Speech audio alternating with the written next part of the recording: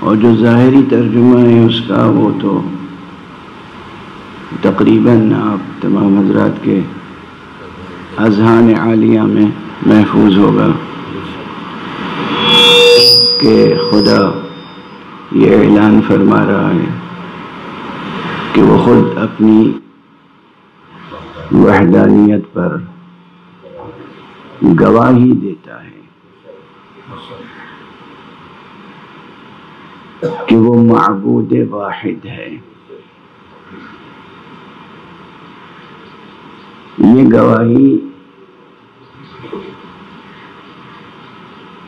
خود ہماری اور آپ کی فطرت میں پوشیدہ ہے۔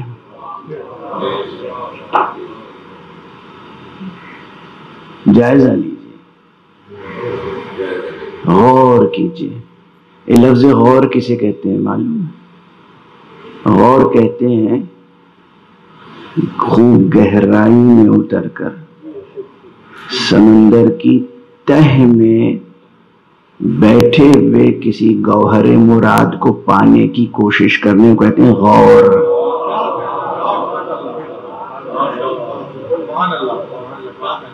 تہ میں اس کے لیکزیکل میننگ، ڈکشنری میننگ جو ہیں، لغوی معنی، وہ گہرائی میں اترنے کے ہیں۔ غور عربی سے یہ اردو میں آیا ہے، یہ ہندی کا لفظ نہیں ہے، عربی کا ہے۔ غور کرنا، جیسے استنباط کا لفظ یہ بھی عربی سے آیا ہے اردو میں۔ استنباط، جو لوگ ڈکشنری ہی دیکھ کے معانی کی جستجو کے عادی ہیں ان کے لیے یہ عرض کر دوں کہ استنباط عربی ڈکشنری میں اگر الف کے باب میں دیکھیں گے تو یہ لفظ نہیں ملے گا، چونکہ اس کا روٹ ورڈ نون بے ط ہے، نبطہ۔ نبطہ سے بنا ہے استنباط، تو وہ نبطہ میں ملے گا، اور نبطہ کے معنی ہے زمین میں اتنی گہرائی تک اترنا کہ پانی میسر آ جائے۔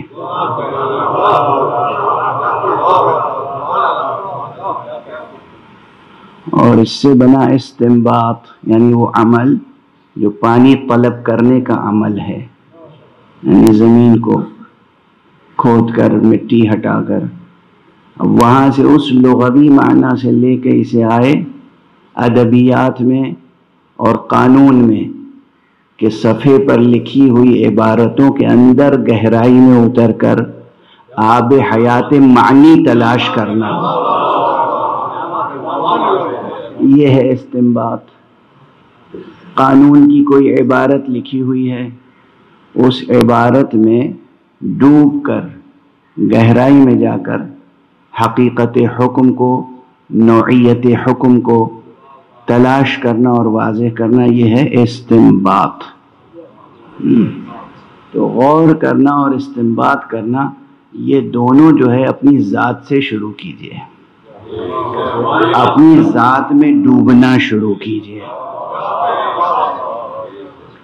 اپنی ذات میں استنباط کا عمل شروع کیجئے۔ کوشش کیجئے کہ گوہر فطرت پر جو عبارت لکھی ہوئی ہے وہ پڑھ سکیں، اور گوہر فطرت کے قلب میں جو راز چھپے ہوئے ہیں وہ منکشف کر سکیں۔ تو اگر اس عمل میں کامیاب ہو گئے تو وہاں بھی سمجھ میں آئے گا کہ کس طرح اللہ فرماتا ہے شہد اللہ انہ لا الہ الا ہو، اللہ نے گواہی دے دی ہے کہ اس کے علاوہ کوئی معبود برحق نہیں ہے۔ یہ فطرت شناسی کی بحث بھی بہت اہم ہے، اور حقیقت یہ ہے کہ اس میں بڑے ریاض کی ضرورت نہیں ہے، صرف منطقی مغالطوں اور سیاسی سازشوں سے بچ جائے اگر انسان،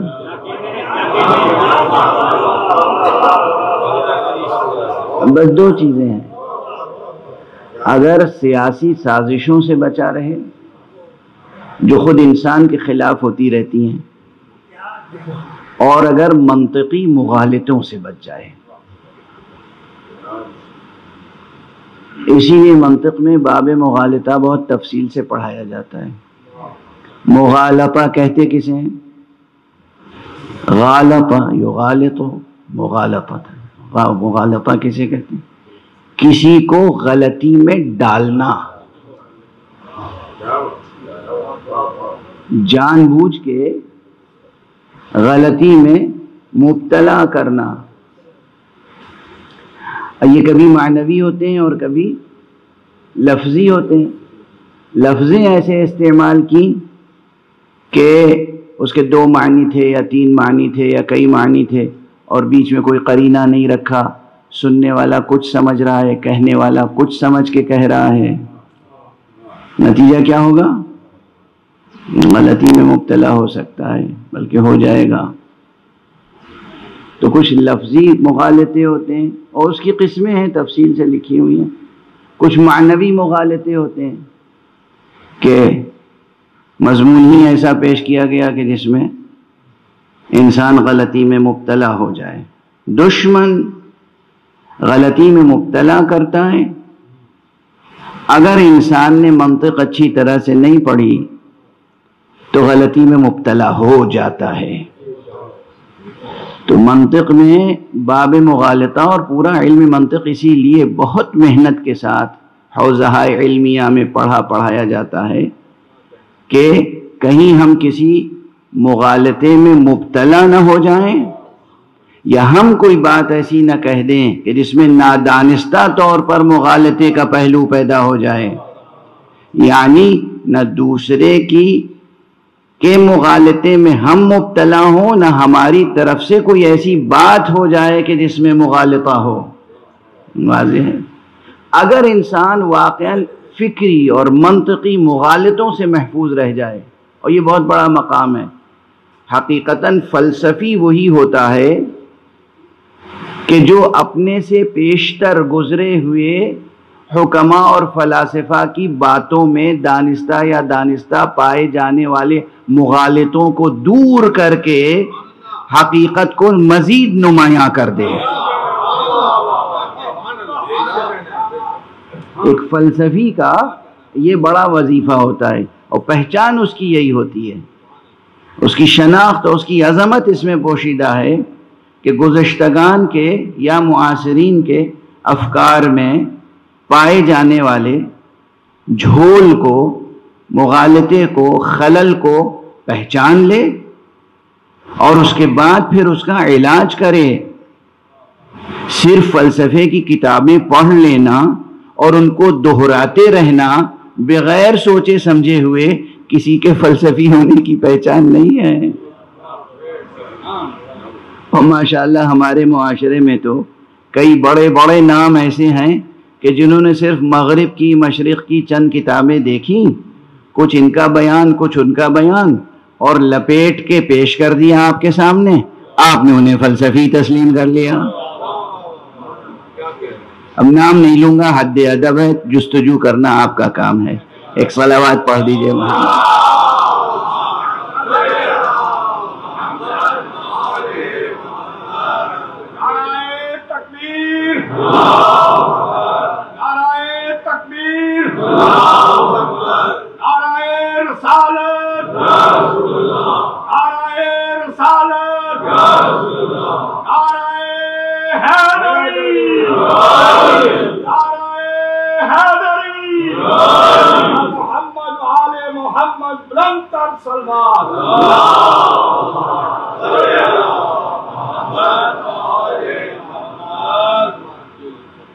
تو ایک پہلو تو یہ ہے، یہ ضروری ہوتی ہیں تنبیہات۔ تنبیہات یعنی کسی چیز کی طرف کسی کو متنبہ کرنا۔ متنبہ کرنا یعنی اس کی توجہ کو مرکوز کر دینا، یہ ضروری ہوتا ہے۔ ورنہ ہمارے معاشرے میں یہ، بلکہ سبھی معاشروں میں یہ ہوتا ہے کہ انسان کسی ایک شخص یا کسی ایک سائنٹسٹ یا کسی ایک فلسفی یا کسی ایک استاد، کسی ایک مصنف کی تحریر و تقریر پر بھروسہ کر کے آگے بڑھتا چلا جاتا ہے، نقل قول ہوتا چلا جاتا ہے، یعنی بات دہرائی چلی جا رہی ہے، دہرائے جا رہے ہیں، دہرائے جا رہے ہیں، دہرائے جا رہے ہیں۔ اور اگر ٹھہر کے غور کر لے کوئی اخلاص کے ساتھ، تو پروردگار نے ایک وعدہ کیا ہے اور عملاً وہ جو وعدہ کرتا ہے اسے پورا کرتا ہے، اور اس کے علاوہ کون ہے جو اپنا وعدہ پورا کر سکے سوائے ان کے جن کو وہ مقام شہادت میں اپنے ساتھ پیش کر سکے۔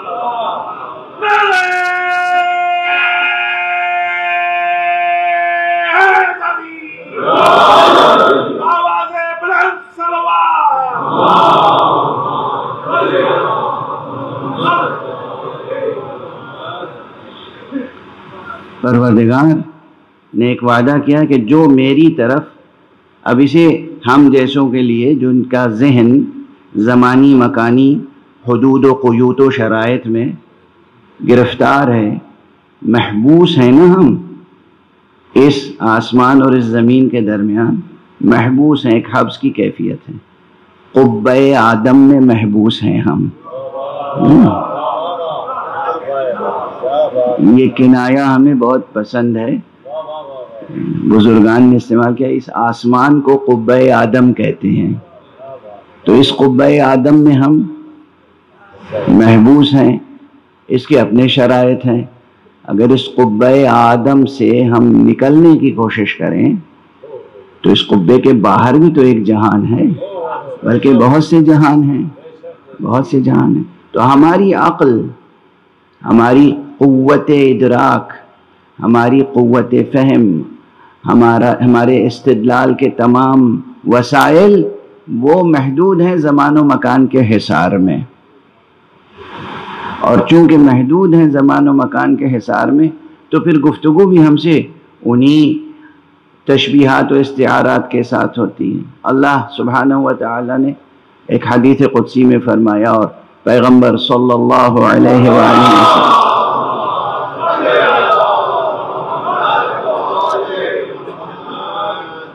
نے اپنی زبان مبارک سے وہ مضمون ہم تک پہنچایا، اس میں کہا گیا کہ اللہ فرماتا ہے جو بندہ، یاد رکھیے گا اور تجربہ کر کے دیکھیے گا، توجہ تو پیدا کیجئے اللہ کی طرف، جو بندہ میری طرف ایک بالشت بڑھتا ہے، میں خود اس کی طرف 1 گز بڑھتا ہوں. جو بندہ میری طرف 1 انگل بڑھتا ہے میں اس کی طرف 1 بالش بڑھتا ہوں. جو 1 بالش بڑھتا ہے میں 1 گز بڑھتا ہوں. یعنی اپنے لطف بے پناہ کا اعلان فرمایا ہے پروردگار نے. میں نے اسی لیے شاید مکرر عرض کیا ہے ادھر کہ آپ کو اندازہ نہیں کہ اللہ آپ سے کتنی محبت کرتا ہے. ہمارے گنہگار ہونے کے باوجود، ہمارے خطاکار ہونے کے باوجود، ہمارے جاہل اور غافل ہونے کے باوجود، ہمارے ظلوم و جہول ہونے کے باوجود ہم سے کتنی محبت کرتا ہے کہ ہر ہماری ضرورت کی چیز ہماری طلب سے پہلے موجود ہے.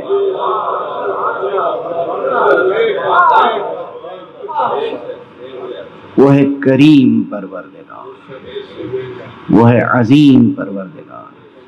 تو ہر چیز ہماری طلب سے پہلے موجود ہے، اس کے بعد ہمارا وجود آتا ہے. وہ رحیم جب بغیر طلب عطا کرتا ہے اور پھر اس کے بعد مزید اذن طلب عطا کرتا ہے. یہ تو ہم نے زمین دے دی، آسمان دے دیا، زمین سے آسمان تک پوری کائنات دے دی تیرے لیے خلق کی، سورج چاند ستارے سب بنائے اور ان کو مسخر کر دیا تمہارے لیے. یہ سب مضامین قرآن مجید میں موجود ہیں. کوئی مبالغہ شاعرانہ نہیں ہے، یہ کوئی سخن آوری نہیں ہے، مضمون آوری نہیں ہے. یہ سب قرآن مجید میں موجود ہے کہ ہم نے یہ سب تمہارے لیے مسخر کر دیا. یہ سب بنا کے مسخر کر دیا اور پھر اذن طلب بھی دیا. پھر اذن طلب بھی دیا کہ اور مانگو اگر مانگنا چاہو. اس کے معنی یہ ہے نا کہ پھر اس عالم کے علاوہ بھی عالم ہوں گے.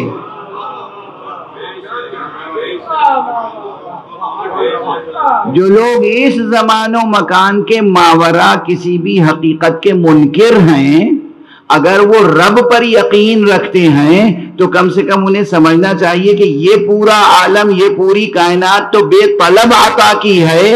اب اگر ہم دست طلب بلند کریں تو کیا کچھ عطا فرمائے. ایک صلوات پڑھ دیجئے محمد.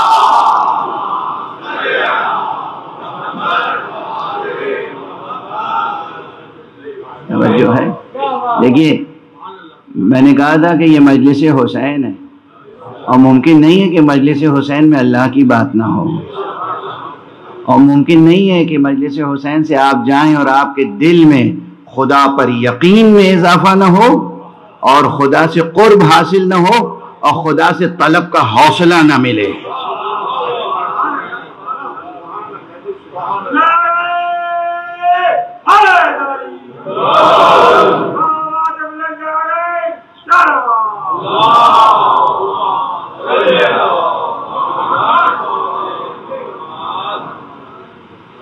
خدا شناس بنے، خدا سے محبت کریں، خدا سے طلب کریں.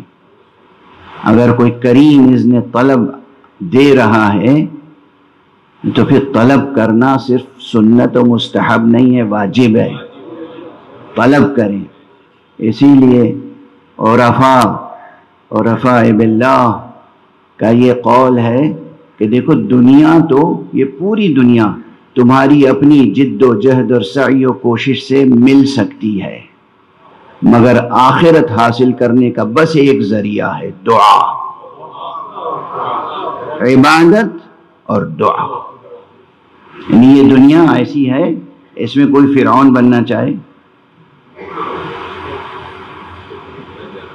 بن جاتا ہے. یعنی لوگ اکثر کہتے ہیں کہ اللہ انہیں روکتا کیوں نہیں، اللہ ان کے دست قلم کیوں نہیں کرتا، اللہ ان کو ذلیل کیوں نہیں کرتا. اللہ تو اعلان کر چکا ہے کہ ہم ظالم کی رسی ڈھیلتے چلے جاتے ہیں، ظالم کی رسی دراز کرتے ہیں. فطرت میں شعور وحدانیت ہے، رکھ دیا ہے اس نے. فطرت میں عصمت ہے.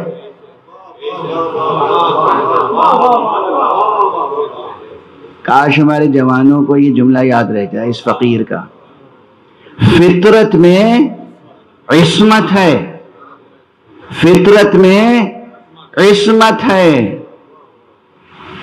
فطرت میں عصمت ہے۔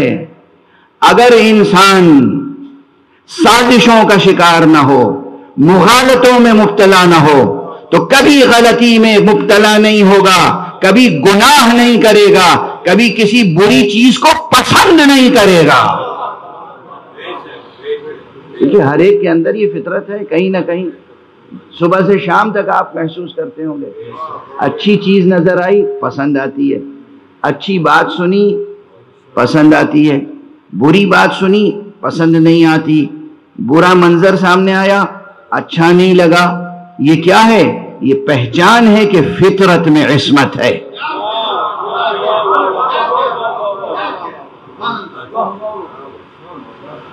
یہ پہچان ہے کہ فطرت میں عصمت ہے، اس لیے کہ فطرت بنانے والا کون ہے؟ فَأَقِمْ وَجْهَكَ لِلدِّينِ حَنِيفًا، کیوں حکم دیا گیا؟ اس لیے کہ فطرت اللہ التي فطر الناس علیہا لا تبدیل لخلق اللہ۔ یہ اللہ نے فطرت بنائی ہے۔ اللہ معصوم ہے یا نہیں؟ اللہ علیم ہے، اللہ حکیم ہے، اللہ معصوم ہے، اللہ سے کسی غلطی کا امکان نہیں ہے۔ تو جب غلطی کا امکان نہیں ہے تو جو فطرت بنائے گا وہ فطرت کتنی پاکیزہ ہوگی، فطرت کتنی پاکیزہ ہوگی، کتنی۔ آپ کی فطرت کی بات کر رہا ہوں میں۔ ہم جو اس دنیا دنی میں پیدا ہوئے، ہم اپنی بات کر رہے ہیں، وہ جو عالم علوی میں پیدا ہوئے ان کی بات ابھی نہیں کر رہے ہیں۔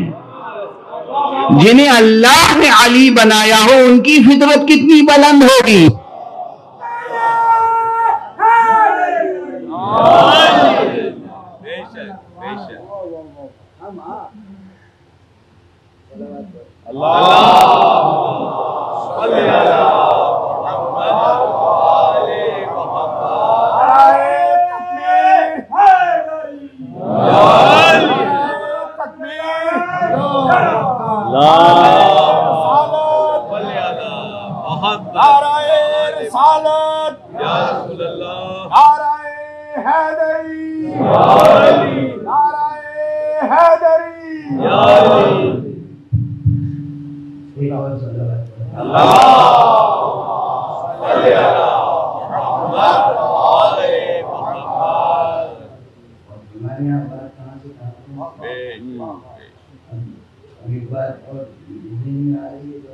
بسم اللہ بسم اللہ۔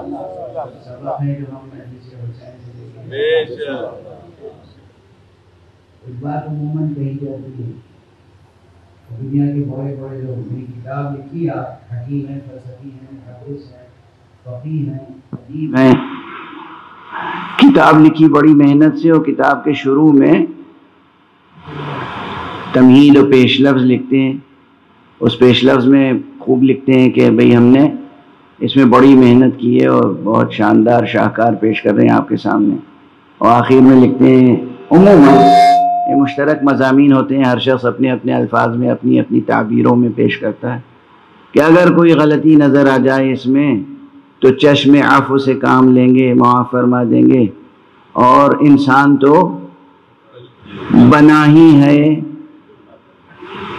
خطا اور نسیان سے، انسان تو خطا اور نسیان کا پتلا ہے۔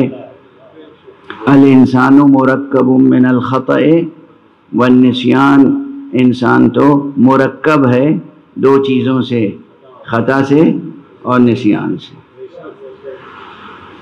لوگ یہ سمجھتے، یہ جملہ، یہ فقرہ اتنی بار دہرایا گیا ہے، اور لوگ اپنی غلطیوں کو چھپانے کے لیے یہ حرف اعتذار اتنا دہراتے ہیں کہ لوگوں کے ذہن میں راسخ ہو گیا ہے، اور وہ سمجھنے لگے کہ واقعاً انسان کی فطرت میں خطا ہے، یعنی انسان خطا سے بچ نہیں سکتا۔ اور میں نے بڑے بڑے دانشوروں کی گفتگویں سنی ہیں، کہاں تک، کس مقام تک وہ اس مغالطے میں مبتلا ہیں کہ وہ جب پیغمبر صلی اللہ علیہ وآلہ وسلم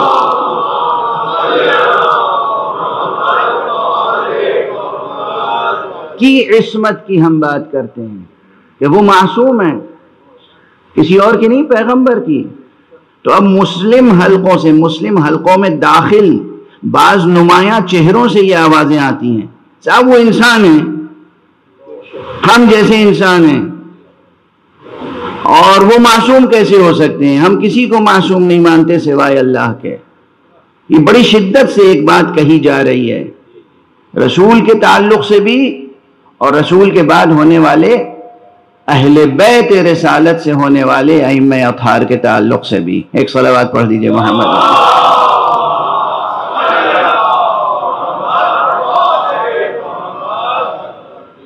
اچھا، ان سے گفتگو کیجئے اور ان کے تمام دلائل کا خلاصہ کیجئے تو بات یہی آتی ہے کہ انسان ہے نا، قرآن نے انہیں انسان کہا، قرآن نے انہیں بشر کہا، اور اس لیے وہ بشر ہیں، انسان ہیں، تو بس بشر ہیں، انسان ہیں، اس کا مطلب غلطی میں مبتلا ہونا ضروری ہے۔ کیا مغالطہ ہے؟ یہ خطا ہے سوچ کی، یہ غلطی ہے سوچ کی، حقیقت انسانی کو بھی نہیں سمجھے۔ اسی لیے میں کہہ رہا ہوں فطرت میں عصمت ہے، وہ عصمت کبریٰ کی منزل تو الگ ہے جہاں اللہ کی طرف سے وحی آتی ہے یا الہام ہوتا ہے، اللہ کی طرف سے پہلے ہی اس دنیا میں بھیجنے سے پہلے علم عطا کر دیا جاتا ہے، پھر اس دنیا میں بھیجنے کے بعد وحی کا سلسلہ ہوتا ہے، اور فرشتے مأمور ہوتے ہیں ان کی حفاظت کے لیے کہ یہ دنیا خطا کار ان کے دامن پہ اپنا غبار نہ ڈال دے۔ بہت اہتمام، وہ عصمت کبریٰ ہے جو بغیر عنایت الہیہ کے حاصل نہیں ہوتی۔ لیکن بہت سے وہ ہیں جو نبی نہیں ہیں، رسول نہیں ہیں، امام نہیں ہیں، مگر اس دنیا میں آنے کے بعد ان کو گھر ایسا ملا، گھرانہ ایسا ملا، تربیت ایسی ہوئی کہ وہ شروع سے آخر تک جس پاکیزہ فطرت پہ پیدا ہوئے تھے اسی پاکیزہ فطرت کو کے ساتھ عمل کرتے ہوئے دنیا سے گزر گئے۔ تو وہ اس معنی میں معصوم تو نہیں ہیں، مگر ہماری عرفی زبان میں وہ معصوم گزرے اس دنیا سے، جبکہ کوئی خطا نہیں کی۔ اور ایسے افراد بہت ہیں، آپ نے نہ دیکھے ہوں گے، میں نے اپنی آنکھوں سے دیکھے ہیں اور ان کی صحبتوں میں بیٹھا ہوں۔ وہ اس معنی میں معصوم نہیں ہے جس معنی میں محمد مصطفیٰ صلی اللہ علیہ وآلہ وسلم۔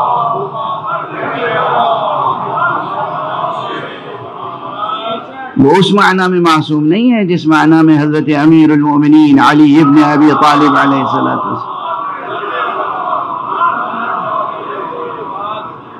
خواتین میں وہ اس معنی میں معصوم نہیں ہے جس معنی میں حضرت سیدہ کونین، سیدہ طاہرہ فاطمہ صدیقہ کبریٰ معصوم ہیں سلام اللہ علیہ۔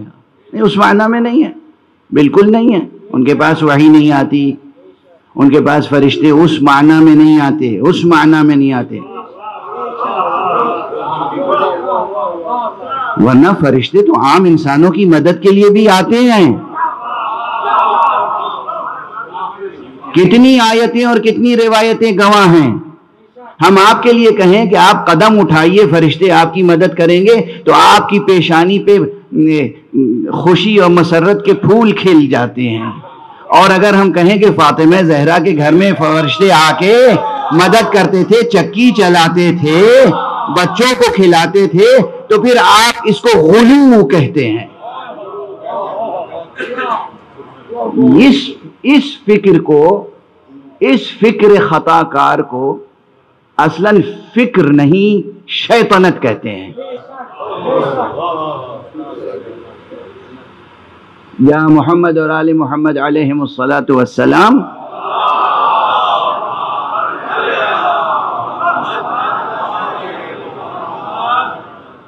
کہ فضائل برداشت نہ ہوں۔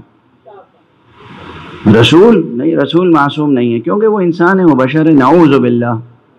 تو یہ جملہ یاد رکھیے گا آج اس فقیر کا، فطرت میں عصمت ہے، فطرت بنائی ہے اللہ نے۔ اب اگر اسی انداز سے سلسلہ گفتگو آگے جاری رکھا جائے اور ہم دیکھیں دو چیزوں سے بچیں، دو چیزیں، تمام قسم کے اسباب گمراہی کے جو ہیں وہ دو چیزوں میں منحصر ہیں، ایک منطقی مغالطے اور دوسرے سازشیں، اور یہ دونوں ایک دوسرے سے مدد لیتے ہیں۔ سیاسی سازش کرنے والے منطقی مغالطے سے کام لیتے ہیں، منطقی مغالطے میں جو مبتلا ہو جاتے ہیں وہ اپنی آبرو بچانے کے لیے یا سیاہ روئی کو برقرار رکھنے کے لیے وہ سیاسی سازشوں سے کام لیتے ہیں۔ تو جتنے اسباب و علل ہیں وہ یہاں سمٹے ہوئے ہیں، اگر ان سے انسان بچ جائے اور اپنی فطرت میں غور کرے تو پھر اسے خود فطرت کے اندر، اپنی ذات کے اندر وحدانیت کے ہی صرف حقائق نہیں در کو دریافت ہوتے، فطرت کی روشنی میں ہر چیز آئینہ ہوتی چلی جاتی ہے۔ عملاً کم حاصل ہوتا ہے یہ، لیکن حاصل ہوتا ہے۔ یہ جو سیر و سلوک لازم قرار دیا گیا، ریاضتیں لازم قرار دی گئیں، یہ اسی لیے کہ تمہارے وجود پر، گوہر ہستی پر، گوہر فطرت پر جو غبار بیٹھ گیا ہے، جو مٹی بیٹھ گئی ہے، اسے دور کرو۔ اسی کا نام ریاض ہے۔ یہ محنت کرو، یہ ریاض کرو، یہ ہے کہ نفس کو پاک کرو، نفس کا تزکیہ کرو۔ یہ جو فقرہ ہے یہ بھی ذہن پر بیٹھے ہوئے غبار کا نتیجہ ہے کہ ہر انسان خطا و نسیان کا پتلا ہے۔ لوگ سمجھتے ہیں جیسے یہ قرآن کی کوئی آیت ہے یا یہ کسی فلسفی کا قول ہے، واقعاً ایک ڈاکٹرن ہے، ایک لا ہے، ایک نظریہ ہے اور اسٹیبلشڈ ہے، اب اس پہ کوئی اعتراض نہیں ہو سکتا۔ یہ نہیں ہے، یہ تو حرف معذرت ہے، عاجزی کا اعتراف ہے، حرف معذرت ہے، ورنہ حقیقتاً انسان، جو میں نے عرض کیا کہ انسان کا گوہر فطرت بہت پاکیزہ ہے، اور اس گوہر فطرت میں ڈوبتا چلا جائے، غور کرے اور استنباط کرے، غور کرے اور استنباط کرے، ڈوبے اور آب حیات نکال کے لائے۔ تو پھر حیات دنیاوی بھی اور حیات اخروی بھی کچھ دوسرے انداز سے آگے بڑھتی ہے۔ اسی لیے مقام شہادت میں پروردگار عالم نے یہ بھی ارشاد فرمایا ہے قرآن مجید میں کہ سنوریہم آیاتنا فی الآفاق وفی انفسہم، ہم دکھائیں گے انہیں اپنی نشانیاں آفاق وجود میں بھی، آفاق ہستی میں بھی، اور خود ان کے نفوس میں بھی۔ سنوریہم آیاتنا فی الآفاق وفی انفسہم حتی یتبین لہم انہ الحق، یہاں تک کہ ان پر یہ روشن ہو جائے، واضح ہو جائے کہ وہ حق ہے، حق ہے وہ۔ اب یہاں پہ بحث ہے کہ یہاں پہ یہ گواہی جو ہے یہ اللہ سبحانہ و تعالی نے پھر اپنی ہستی کے لیے پیش کی ہے یا اس قرآن مجید کے لیے کہ یہ قرآن حق ہے؟ توجہ رہے، یعنی قیامت تک ایسی نشانیاں آتی رہیں گی سامنے، آفاق میں بھی اور انفس میں بھی، جو یہ بتاتی رہیں گی، گواہی دیتی رہیں گی کہ یہ قرآن جو اللہ کی طرف سے نازل ہوا ہے یہ برحق ہے۔ اللہ اکبر۔ جب تک زمانے کا سلسلہ دراز ہے، جب تک یہ زمان و مکان کا ایک تسلسل قائم ہے اور اس میں نسل انسانی کا تسلسل قائم ہے، گویا اللہ نے اعلان کر دیا کہ قرآن مجید کی صداقت کے گواہ مسلسل آتے رہیں گے۔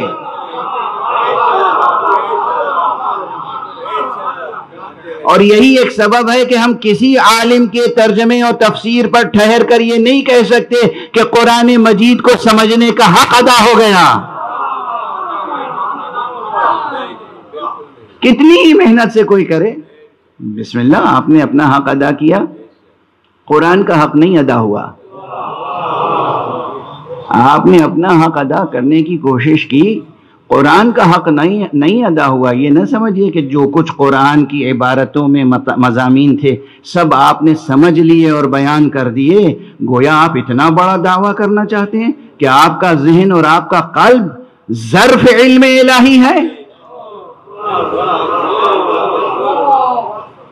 نہیں، اس مغالطے میں مبتلا نہ ہو جائیے گا. آپ اپنی عاجزانہ کوشش کیجئے، قرآن مجید کو پڑھیے، سمجھیے، ترجمہ کیجئے، تلاوت کیجئے، تفسیر کیجئے، تعویل تک پہنچنے کی کوشش کیجئے. مگر یہ نہ سمجھیے کہ حق ادا ہو گیا، ایسے کہ اگر یہ آیت قرآن مجید پر گواہی دینے والی آیت ہے، سنوریہم آیاتنا فی الآفاق وفی انفسہم، تو یہ خود کہہ رہی ہے کہ ہم دکھاتے رہیں گے. ہر نسل سے خطاب قرآنی ہے نا، کہ ہم آفاق میں بھی وہ نشانیاں پیدا کریں گے اور تمہارے نفوس میں بھی. یعنی اسی آیت سے یہ بات سمجھ میں آتی ہے کہ یہ کائنات تمام نہیں ہے، یہ کائنات ابھی ناتمام ہے. شاید کیا رہی ہے دما دم صدائے کن فیکون. یہ بہت بلند مقام سے اقبال کی زبان سے آئے ہیں یہ دو مصرے. حقیقتاً ایسا ہے، یعنی کہ اللہ تعالیٰ نے یہ بنا دی کائنات اور بس اب بن گئی، اور وہ فراغت حاصل ہو گئی اسے، اور وہ بیٹھا ہوا ہے، اور کسی یہودی ذہن کو یہ اجازت ہے کہ وہ طعنہ دے کہ ید اللہ مغلولہ، اللہ کے ہاتھ تو اب بندھ گئے ہیں، بندھے ہوئے ہیں. نہیں، بل یداہ مبسوطتان، نہیں، اس کے ہاتھ ابھی کھلے ہوئے ہیں. اللہ کے ہاتھ کھلے ہوئے ہیں کہ کیا معنی ہے؟ اللہ کے ہاتھ کھلے ہوئے ہیں کہ کیا معنی ہے؟ یعنی اس کا ہاتھ مسلسل، یعنی وہ مسلسل ابھی تخلیق کا کارخانہ چل رہا ہے، قائم ہے. تو نہ سائنس کا کارواں رکنے والا ہے، نہ فلسفے کا کارواں رکنے والا ہے، نہ حیات انسانی کا، نہ سفر کائناتی کا. یہ سلسلہ جاری ہے، اور جب تک جاری ہے نئی نئی نشانیاں، نئی نئی دلیلیں، نئی نئی حجتیں ہمارے سامنے آتی رہیں گی. یہ حجتیں خارج سے بھی آئیں گی، آسمان سے آئیں گی، آفاق ارض و سما سے آئیں گی، اور خود ہمارے نفوس سے، ہماری ذات کے اندر سے آئیں گی. یہ کہنے کا مطلب یہ ہے کہ جو انسان گزر چکے، آنے والے انسان ان سے بالکل ایک جیسے نہیں ہوں گے. ذرا اس آیت میں سوچ رہے ہیں آپ، اگر کسی انسان کے نفس میں کوئی آیت الہی نئی پیدا ہو گئی تو وہ نبی نہیں ہو جائے گا، رسول نہیں ہو جائے گا، وہ وصی رسول نہیں ہو جائے گا، لیکن وہ عام انسانوں کے درمیان ایک ممتاز بشر ضرور ہوگا. اسی لیے ہر انسان کو حقارت کی نگاہ سے نہ دیکھیے، ڈھونڈتے رہیے، تلاش کرتے رہیے، جستجو کرتے رہیے کہ انسان کہیں ایسا نہ ہو اس انسان کی ذات میں کوئی آیت الہی چھپی ہوئی ہو، کہیں اس انسان کی ذات میں کوئی آیت الہی چھپی ہوئی ہو، کہیں اس انسان کی ذات میں آیت الہی چھپی ہوئی ہو. سمجھ رہے ہیں آپ؟ انسان کی عظمت، انسان کی حرمت کہ اسرار میں سے ایک سر یہ ہے کہ اللہ نے وعدہ کر رکھا ہے کہ ہم ان کی ذات میں، ان کے نفوس میں، ایک طرف دوسروں کو جب دیکھیں تو حقارت سے نہ دیکھیں، عبرت کی نگاہ سے دیکھیں، احترام حرمت کی نگاہ سے دیکھیں. حرمت اور عبرت، احترام دیں اور عبرت حاصل کریں کہ اس شخص کی زندگی میں کوئی نشانی تو نہیں ہے اللہ کی. اور اپنے نفس کا لحاظ ہر وقت اس طرح کریں، مراقبہ اس طرح کریں، مراقبہ اس طرح کریں کہ دیکھتے رہیں اللہ آپ کی طلب پر آپ کی ذات میں کوئی نشانی تو نہیں پیدا کر رہا ہے. یہ آیت ایسی اخلاقی تربیت بھی پھر کرے گی کہ آپ کبھی ڈپریشن میں مبتلا نہیں ہوں گے، اپنی ذات سے بھی امید وابستہ رہے گی، کبھی انسانیت سے بیزار نہیں ہوں گے، ہر انسان سے امید وابستہ رہے.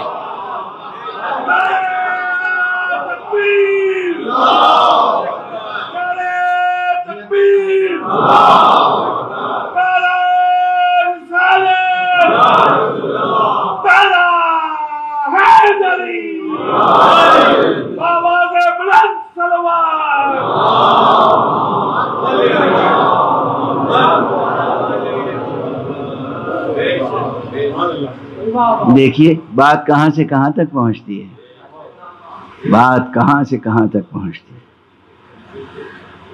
یہ اللہ کی گواہیوں کے ساتھ ساتھ گفتگو ہو رہی ہے، لیکن کہاں تک پہنچی؟ کہ آپ کو اپنی ذات پر کیسا ایک اعتماد حاصل ہوا اور آپ کو اپنی ذات کے تعلق سے ایک امید پیدا ہوئی.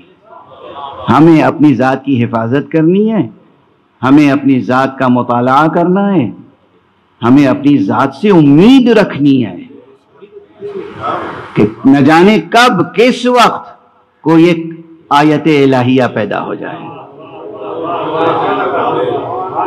توجہ ہے جوانان عزیز، بزرگان محترم، کوئی عمر کے کسی بھی درجے میں ہو لیکن وہ اپنی ذات سے مایوس نہ ہو. جب بھی کبھی ڈپریشن میں مبتلا ہونے لگیں اسی آیت کی تلاوت کر لیا کیجئے. سنریہم آیاتنا فی الآفاق وفی انفسہم حتی یتبین لہم انہ الحق اولم یکف بربک انہ علی کل شیء شہید. اس آیت کو اس نقطہ نظر سے بھی پڑھیں کہ آپ کے نفس کا اخلاقی اور عرفانی علاج و معالجہ ہوتا رہے. پروردگار تو نے وعدہ کیا ہے کہ ہم تو تیری زندگی میں ایک آیت پیدا کر سکتے ہیں. پروردگار پھر میری زندگی میں یہ کیوں مایوسیاں آ رہی ہیں؟ سائیکائٹرسٹ کے پاس فوراً نہ چلے جایا کیجیے.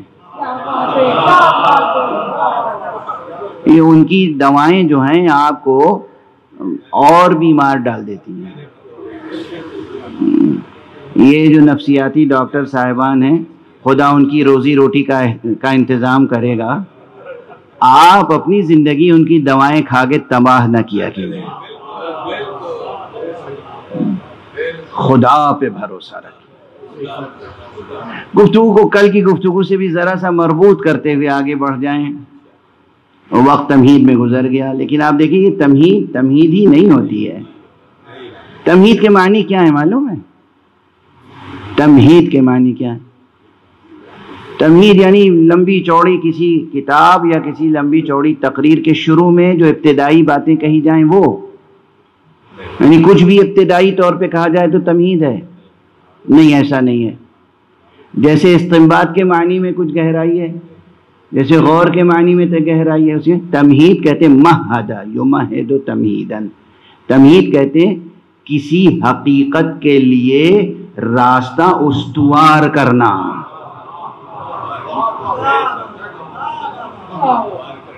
آنے والے مولود کے لیے جیسے ماں اپنی آغوش کو کشادہ کرتی ہے، اسی طرح اپنے ذہن اور قلب کو کشادہ کرنا آنے والے معنی کے حقائق کے لیے.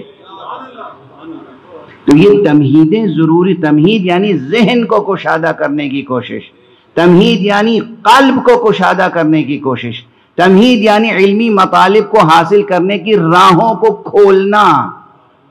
تو یہ تمہیدیں صرف لفظیں نہیں ہیں کہ بھئی تمہید ہی بہت لمبی ہو گئی، بات نتیجے تک نہیں پہنچی. تمہید ایسی ہو کہ نتیجہ حاصل ہو جائے.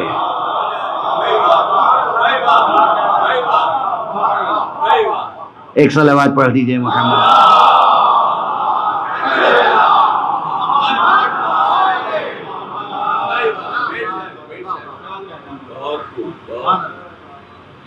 اب اگر کوئی کتاب لکھے اور اس کی تمہید ہی پڑھ کے ہم لوگ کتاب کو سمجھتے ہیں کہ اب اسے پڑھنا ہے یا نہیں. تمہید کے الفاظ دیکھے اور اس میں سمجھ میں آ جاتا ہے کہ کیا ہے. وہ تمہید کتاب کی گرہ نہیں کھولتی، صرف وہ ہمارے دل کی کلی بھی کھلتی ہے اگر تمہید میں واقعاً کچھ ہو. اور اگر تمہید میں صرف میں تو بھی خطرہ پیدا ہو جاتا ہے کہ ہم انسان رہیں گے یا گھاس چرنے والا کوئی جانور بن جائیں گے.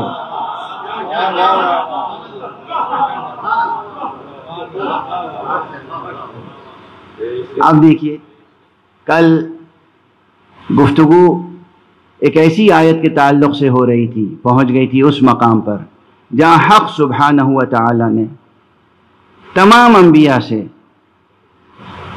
ہمارے نبی خطیب قرآن خاتم النبیین صلی اللہ علیہ وآلہ وسلم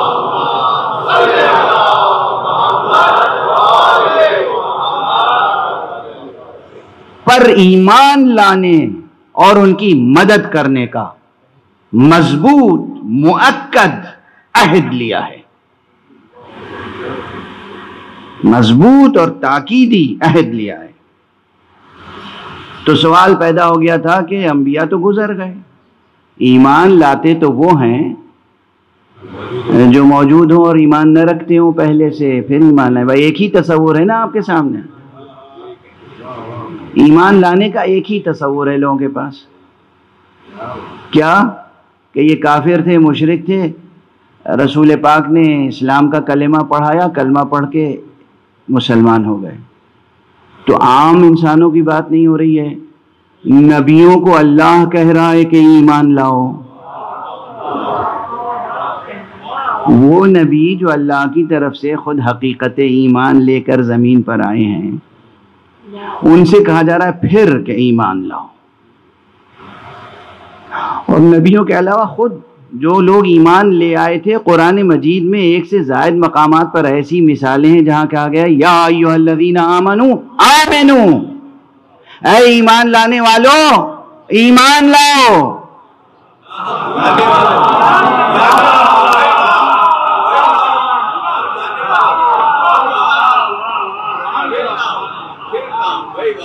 اسی لیے آپ کی ذہانتوں پہ میرا اعتماد بڑھتا چلا جاتا ہے۔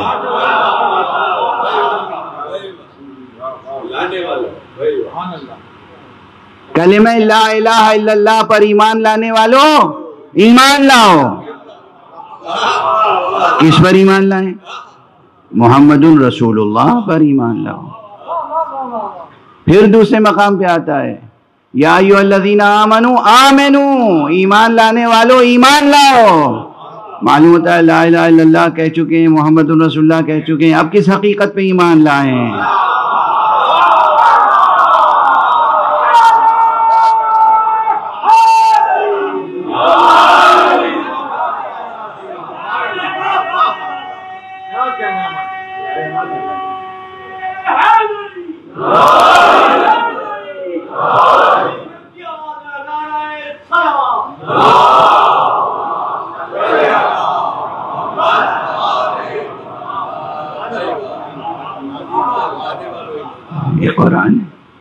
یہ قرآن ہے اور یہ سفر ہدایت ہے، یہ قرآن ہے اور یہ سفر ہدایت ہے۔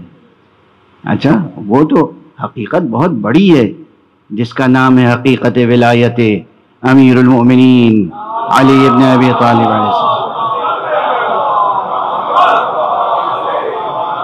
وہ حقیقت تو بہت بڑی ہے۔ یہ آیتیں زندہ آیتیں ہیں۔ جب اللہ نے کہا کہ ہم آفاق میں اپنی نشانیاں ظاہر کرتے رہیں گے، ہم تمہارے نفسوں میں اپنی نشانیاں ظاہر کرتے رہیں گے، تو آفاق میں جب بھی کوئی نئی نشانی اللہ کی ملے گی تو اس نشانی پر بھی ایمان لائیں گے یا نہیں؟ تو پھر اس آیت کا مضمون زندہ ہو جائے گا یا ایھا الذین آمنوا آمنو۔ اپنے نفس میں کوئی بات پیدا ہوئی، کوئی آیت، کوئی نشانی اللہ کی ظاہر ہوئی، تو پھر آیت کہے گی یا ایھا الذین آمنوا آمنو۔ اپنے نفس میں کوئی اللہ کی نشانی پیدا ہو جائے تو ایمان لاؤ گے، نفس رسول پر ایمان کیوں نہیں لاؤ گے؟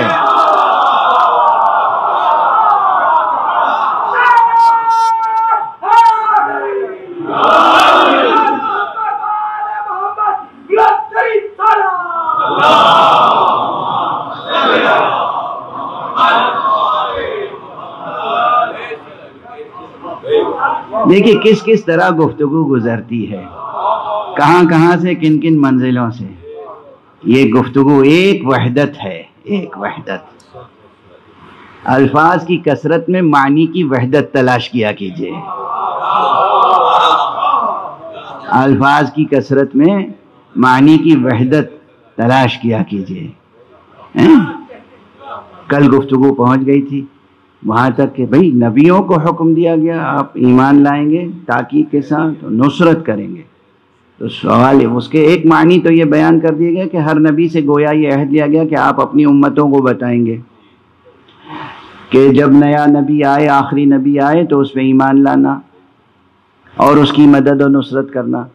لیکن خطاب لفظاً جو خطاب نبی سے ہے،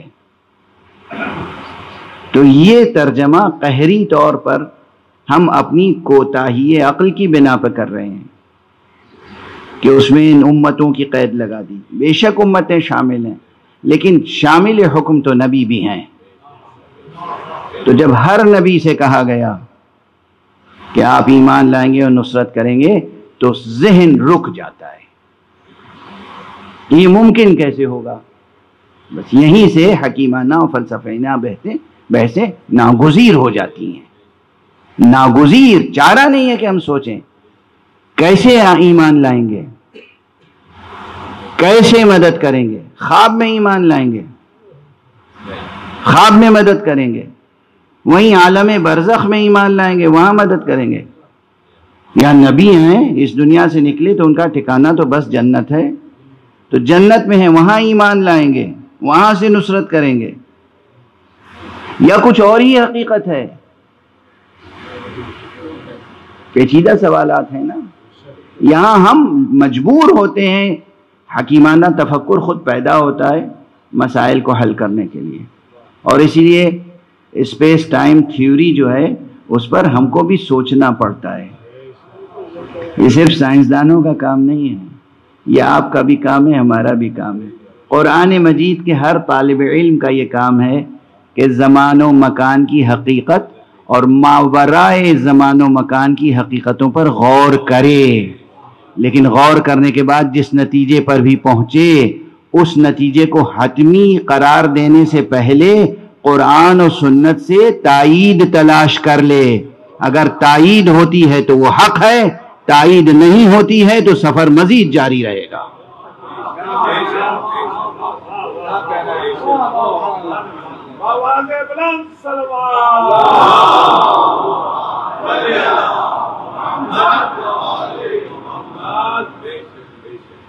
اب وقت تو تمام ہو چکا، لیکن ایک فقرہ عرض کر کے آگے بڑھ جاؤں. کل اسی ضمن میں معراج کا واقعہ بطور استشہاد پیش کیا تھا میں نے کہ معراج میں حضور گئے. اب بحث یہیں پہ ہوتی ہے. سنگین ہو گئی گفتگو آج، کچھ خالص فکری انداز سے آگے بڑھتی گئی، تو آپ کی تواضع خاطر کے لیے اپنا ایک پرانا جملہ دہرا دوں. اسی ممبر سے کہا تھا کہ جو لوگ یہ سمجھتے ہیں کہ معراج جسمانی نہیں صرف روحانی تھی، اب یہ بہت مشہور ہو چکا ہے جملہ، مگر میرا جملہ ہے تو مجھے دہرانے کا حق ہے. دوسرے میرا جملہ دہرائیں تو دہرائیں، لیکن مجھے تو حق بہرحال حاصل رہے گا. تو ایک لطیف سا جملہ میں نے عرض کیا تھا کہ جو لوگ سمجھتے ہیں روحانی معراج ہوئی تھی، جسمانی نہیں ہوئی تھی، تو جیسا مغالطہ انہوں نے پیدا کیا ہے ویسے ہی مغالطہ آمیز میں ایک بیان ان کے مقابلے میں پیش کر رہا ہوں نقص کے لیے. میں خود کہہ رہا ہوں مغالطہ آمیز کہ بدن اور روح، جسم اور روح کی جدائی کا نام موت ہے، معراج نہیں ہے.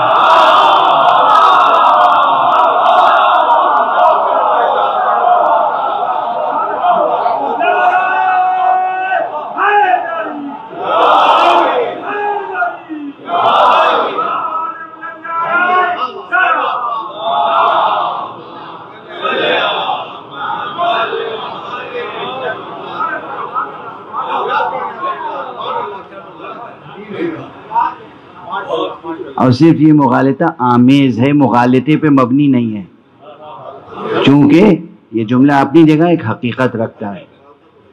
حقیقت ہے کہ بدن اور روح کی جدائی موت ہے، معراج نہیں ہے. پھر معراج کیا ہے؟ معراج نام ہی اس کا ہے کہ روح اتنی قوی ہو، اس قدر مستحکم ہو، ایسی مضبوط ہو، اتنی قوت ہو روح میں کہ جہاں تک روح اپنا سفر جاری رکھے اپنے ساتھ جسم کو بھی لیتی چلی جائے. اور جسم ہی نہیں، اگر دوش پر ردا ہے تو وہ بھی چلی جائے، قدم میں نعلین ہے تو وہ بھی چلی.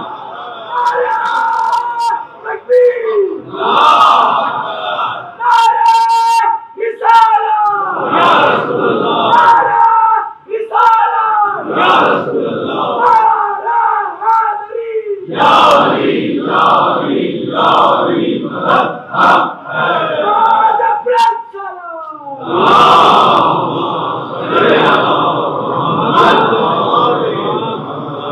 آپ کی ظاہری سائنسی جو تمام معذوریاں ہیں سمجھنے کی، سائنسی معذوریاں ہیں، معجزات کو سمجھنے کی سائنسی معذوریاں، یہ ترکیب یاد رہے گی. یہ جملہ نیا ہے جو کہہ رہا ہوں، ویسے پوری تقریر نئی تھی، بیچ میں اپنا پرانا کوئی جملہ دہرا دیتا ہوں تو خود کہہ دیتا ہوں کہ بھائی یہ پرانا جملہ ہے. کوئی ایک جملہ اگر دہراتا ہوں اپنا بھی تو حوالہ دے کر دوسروں کا کیا دہراؤں گا. تو معجزات کو سمجھنے کی سائنسی معذوریاں ہیں، ان معذوریوں کو معذوریاں سمجھیں، انہیں حجت کا درجہ نہ دیں، انہیں حجت کا درجہ نہ دیں. یہ معذوری ہے، حجت نہیں ہے. یہ زمین یا آسمان، اس میں کیا کیا آیات الہیہ ہیں، من جملہ ان کے خود معراج ایک ایسی آیت ہے کہ جس میں اللہ سبحانہ و تعالیٰ نے فرمایا ہے سبحان الذی اسریٰ بعبدہ. کیا کہنا اس پروردگار کا جو اپنے بندے کو راتوں رات لے گیا. اب یہ بھی میرا کوئی 20-22 برس پرانا ایک مطالعہ ہے جسے میں نے لکھ دیا ہے، اور وہ ایسی کتابیں وہ ہوتی ہیں کہ جو جلدی سے نسلیں سمجھ نہیں پاتی اور دھیرے دھیرے سمجھتی چلی جاتی ہیں انشاءاللہ. امام فخر الدین رازی نے بہت بڑی تفسیر لکھی ہے، 30 جلدوں میں تفسیر لکھی ہے قرآن مجید کی. اس میں انہوں نے یہ نقطہ اس آیت کے ضمن میں لکھا ہے کہ معراج جسمانی پر دلیل یہ ہے کہ اس میں لفظ عبد آیا ہے. سنریہم آیاتنا فی الآفاق وفی انفسہم سبحان الذی اسریٰ بعبدہ، سبحان الذی اسریٰ بعبدہ، ایک لفظی دلیل دی ہے. دلیل کون سی چاہیے یہاں پر؟ دلیل تو چاہیے عقلی، دلیل تو چاہیے کونی، دلیل چاہیے کونیاتی، لیکن دلیل ہے بہرحال لفظی جو ایک تکوینی حقیقت کی طرف اشارہ کر رہی ہے. لفظی دلیل ہے مگر اشارہ کر رہی ہے تکوینی حقیقت کی طرف کہ عبد کا لفظ، عبد کا کلمہ دلالت کرتا ہے کس پر؟ روح و جسم کے مجموعے پر، خالص مجرد روح پر دلالت نہیں کرتا. اب یہیں پہ بہت گفتگو ہے کہ یہ دلیل درست ہے یا نہیں ہے، مگر انہوں نے ایک دلیل تو دی. اس فقیر نے اسی آیت کی روشنی میں 14 دلیلیں قائم کی ہیں.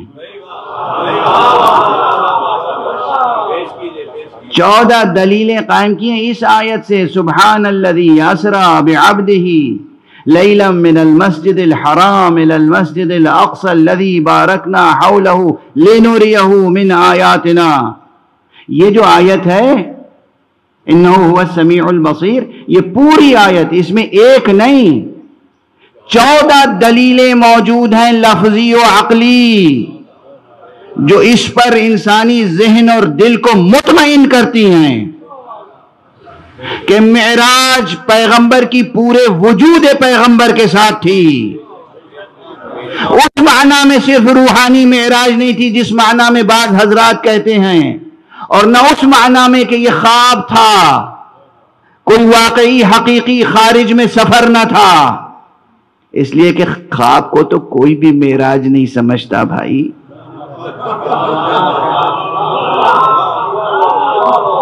یعنی کیسی یعنی غور فرما رہے ہیں، خواب تو کوئی بھی معراج نہیں سمجھتا. ایک عام انسان خواب کو خواب سمجھتا ہے، معراج نہیں سمجھتا. یہ کیا مذاق ہے کہ نعوذ باللہ رسول کو خواب دکھایا جائے اور معراج کہا جائے.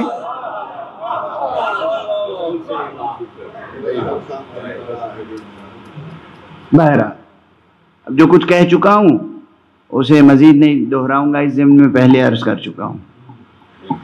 بچوں کے خواب دیکھنے کی مثال دی تھی میں نے کہ بچے کبھی کبھی ایسا خواب دیکھ لیتے ہیں اور چونک کے اٹھتے ہیں، ڈرتے ہوئے لرزتے ہوئے، ماں باپ دوڑتے ہیں، کیا ہوا، کیوں چیخ رہے تھے، کیوں رو رہے ہو، کیوں گھبرائے ہوئے ہو؟ خواب دیکھا تھا۔ کیا خواب دیکھا تھا؟ خواب دیکھا کوئی آیا، اس نے میرا ہاتھ پکڑا اور کھینچتا ہوا لے چلا اور زمین میرے پاؤں کے نیچے سے نکل گئی اور میں اڑتا چلا گیا اور بہت بلندی تک اڑتا گیا، اور پھر اس نے جا کے میرا ہاتھ چھوڑ دیا اور مجھے وحشت ہوئی اور مجھے ڈر لگا اور میں نے خوف ہوا کہ گر جاؤں گا، اور بہرحال میں نے یہ دیکھا اور وہ دیکھا، اور تو کوئی نہیں کہتا کہ بیٹے مبارک ہو تم صاحب معراج ہو گئے۔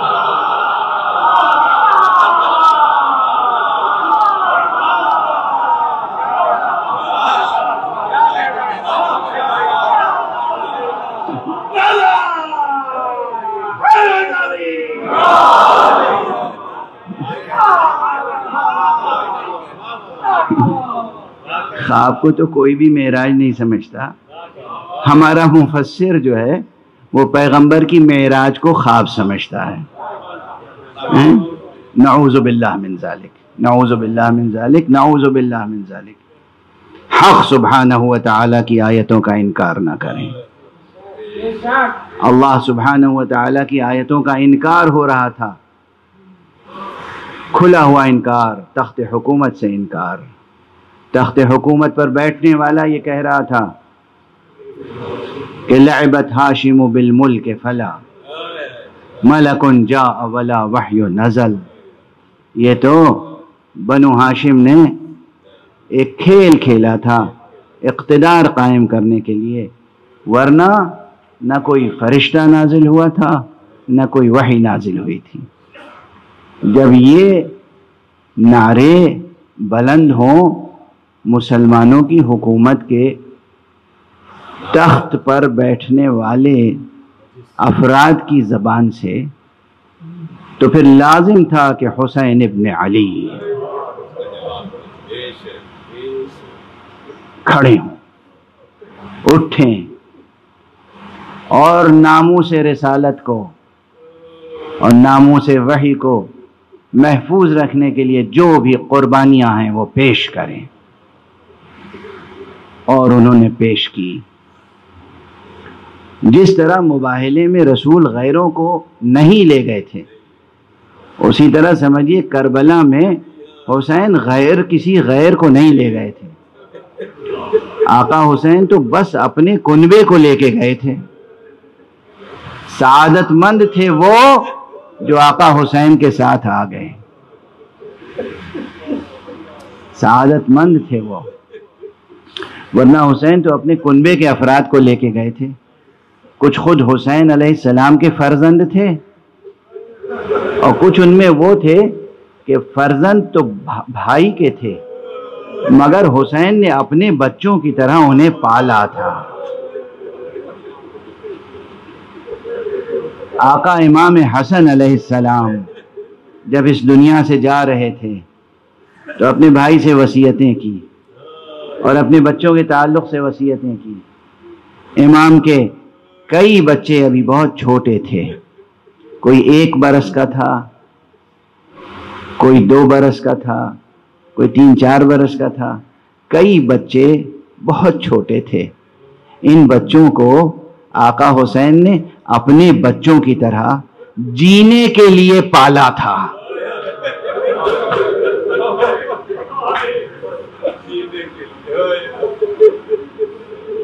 اور کربلا وہ مرحلہ تھا جہاں جینے کے لیے جنہیں پالا تھا انہیں مرنے کی اجازت دینا پڑ رہی تھی۔ آپ امام حسن علیہ السلام کے صرف ایک فرزند پہ گریا کرتے ہیں عموماً۔ امام حسن کے کم از کم 3 بیٹے ہیں جو شہید ہوئے ہیں کربلا میں۔ ایک کا نام عبداللہ اکبر ہے جن کی کنیت ابو بکر تھی، کنیت تھی، نام تھا عبداللہ ابن حسن، عبداللہ اکبر۔ دوسرا بیٹا تھا عبداللہ اصغر، تیسرا بیٹا تھا قاسم۔ تینوں بچے شہید ہوئے ہیں کربلا میں۔ عبداللہ اکبر میدان میں گئے، جنگ کی، جہاد کیا، مقابلہ کیا، مبارزہ کیا اور شہید ہوئے۔ ان کی شہادت بھی امام حسین پر گراں تھی۔ آقا حسین جیسے صابر کی آنکھوں میں آنسو آ گئے تھے، مگر پھر بھی تاریخی بیانات سے جس قدر معلوم ہوتا ہے کہ قاسم کی شخصیت سے امام حسین کو کچھ خاص لگاؤ تھا، اس لیے جناب قاسم کو جب رخصت کرنے کا موقع آیا تو خاص انداز اختیار کیا، آسانی سے اذن نہیں دیا۔ یہ لکھا ہے روات نے، یہ لکھا ہے دنیا والوں نے بھی، اور ہمارے داخلی سلسلوں سے بھی یہ روایت ہم تک آئی ہے۔ قاسم کو بہت انتظار کرنا پڑا۔ ایک بار آئے، امو جان مجھے بھی اجازت دیجئے، آقا نے روک دیا، اجازت نہیں دی۔ پھر آئے، امو جان اجازت دیجئے۔ یہ وہی قاسم ہیں جنہوں نے شب عاشور پوچھا تھا کہ کیا کل میرے لیے بھی موت ہے یا نہیں، اور امام نے سوال کیا تھا قاسم سے، کیف تری الموت، موت تمہارے لیے کیسی لگتی ہے، تمہیں کیسی لگتی ہے موت؟ تو سن و سال ایسا تھا کہ لم یبلغ الحلم، ابھی بالغ نہیں ہوئے تھے، یعنی 12-13 برس کے درمیان، یعنی یا 13 اور 14 برس کے درمیان کا سن تھا۔ تو فرمایا احلا من العسل، مجھے تو شہد سے زیادہ شیریں معلوم ہوتی ہے۔ یہ وہی قاسم ہے کہ جب ان کو رخصت کرنے کا موقع آیا، آقا امام علیہ السلام نے کئی بار تأمل کیا، اور جب مجبور ہو گئے امام حسین علیہ السلام اصرار سے، قاسم بھی اصرار کر رہے تھے، مادر قاسم بھی اصرار کر رہی تھیں، تو بلایا، سینے سے لگایا، اور یہ بات لکھی، بڑی عجیب بات ہے، حسین جیسا صابر سینے سے لگا کے خوب گریہ کیا اور دونوں غش کھا کے زمین پر گر گئے۔ ایک طرف آقا حسین، ایک طرف قاسم، پھر اٹھے اور پھر سینے سے لگا لیا، پھر خوب گریہ کیا اور قاسم کو اجازت دی۔ قاسم میدان میں گئے۔ جی چاہتا ہے کہ آج دونوں شہزادوں کی شہادت کی طرف اشارہ کر دوں، کیونکہ اب وقت ہی کہاں رہ گیا ہے۔ محرم کا انتظار کر رہے تھے کہ محرم آئے گا تو ہم آقا پر گریہ کریں گے۔ محرم آیا اور دیکھیے گزرا چاہتا ہے، اب بس 2 دن رہ گئے، تیسرا دن آج کے بعد عاشور کا ہے، تو سن لیجئے دونوں شہادتیں۔ قاسم گئے اور جناب قاسم نے، اور کیا سادگی ہے،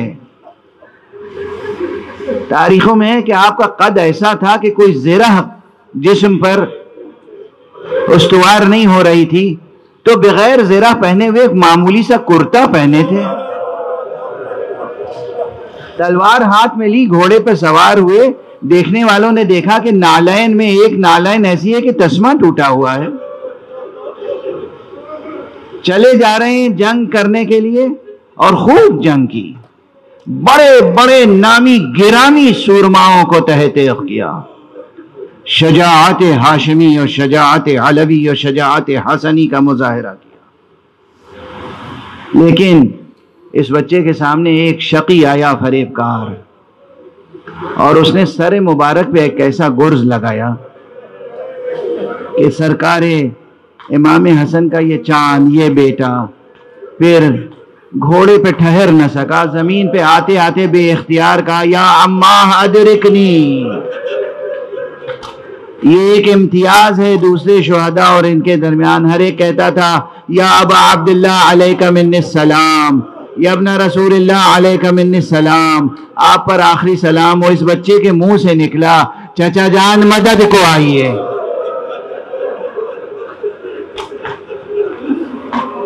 آقا پہنچے میدان میں، بہت سرعت کے ساتھ پہنچے، دیکھا کہ سامنے ایک شقی ہے جو چاہتا ہے کہ اس چاند سے بیٹے کا سر قلم کرے. آپ نے اس پہ حملہ کیا اور بچے کو بچا لیا سر قلم ہونے سے. ٹھہریے گا، ابھی ٹھہریے گا. یہاں روک رہا ہوں اس لیے کہ پھر آپ گریہ کریں گے، بے قابو ہو جائیں گے، شبیہیں لے کے آ جائیں گے. اب میں تیسرے بچے کے حال کو ذرا سا بیان کروں. امام حسن ہی کا وہ بچہ بھی تھا کہ جب خود آقا حسین گھوڑے سے زمین پر آ گئے تو تاریخیں لکھتی ہیں، دشمن لکھتے ہیں، کیا ہیبت تھی حسین میں، کیا جلال تھا، سر سے پیر تک لہو میں تر، نہ جانے کتنے تیروں کے زخم لگے ہوئے، لیکن زمین کربلا پہ بیٹھے ہوئے تھے اور کسی میں ہمت نہیں ہوتی تھی کہ آقا حسین کی طرف بڑھ جائے. ایک ہیبت تھی. لیکن ادھر عمر ابن سعد بار بار اپنے سپاہیوں کو للکار رہا تھا کہ دیکھو اب اس شخص میں کوئی ہمت و طاقت نہیں رہ گئی ہے، جاؤ سر قلم کرو اور معرکہ کربلا کا خاتمہ کرو. ایک شقی آگے بڑھا، ادھر در خیمہ سے ایک بچہ دیکھ رہا تھا.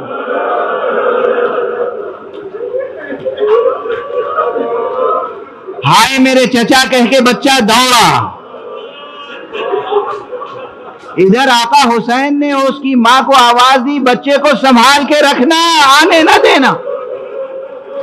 ماں نے بچے کو پکڑنے کی کوشش کی. 11 برس کا سن ہے، بس 11 برس. لیکن بچے نے جوش میں ماں کے ہاتھ سے اپنا ہاتھ چھڑایا، دوڑ کے آ کے اپنے چچا کے سینے سے لپٹ گئے. اس کے بعد پھر اٹھا. اس نے دیکھا کہ شقی تلوار لیے ہوئے چاہتا ہے کہ آقا حسین کے سر پہ تلوار لگائے. اس نے ننھے ننھے ہاتھ اپنے چچا کے سر پہ رکھے. اس نے تلوار لگائی تو بچے کی انگلیاں اور ہاتھ کٹ کے رہ گئے.